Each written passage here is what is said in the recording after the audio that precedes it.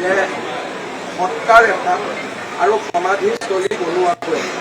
গতিকে দুইটা বিষয়ত আমি পৃথকে তলত সকলোৰে লগত আলোচনা কৰি এই বিষয়ে আমি সিদ্ধান্ত ল'ম। সময় আছে। এতিয়ালৈকে ছিংগাপুৰৰ এম্বেচেডৰে যিখিনি আমাক জনাইছে, অসম এছ'চিয়েশ্যনৰ জুবিন গাৰ্গৰ লগত 4জন সংগী 11 আৰু 4 15 আৰু 2জন গ্ৰুপ পিছৰ ঘটনাত জড়িত বা জুবিনৰ লগত থকা নাম এইকেইটাৰ ভিতৰত যিসকল নাম আছে তেওঁলোকক যদি ছিংগাপুৰ পুলিচে সোধা পোছা কৰে বা অসম আৰক্ষী বা ভাৰতৰ পৰা আমি কাৰোবাক পঠাব লাগে, সেই বিষয়ে কেন্দ্ৰীয় গৃহমন্ত্ৰীৰ লগত মই কথা পাতি যিসকল আৰোহী পাইছিলে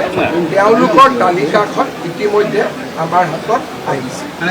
তেওঁলোক ছিংগাপুৰৰ অসমীয়া, তাৰ আইন কানুন আছে, ডেফিনেটলি সুধিব,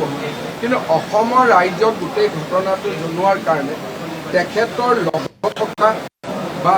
আমাৰ ছিংগাপুৰত থকা অসমীয়া ৰাইজ বুলিয়ে কওঁ, যি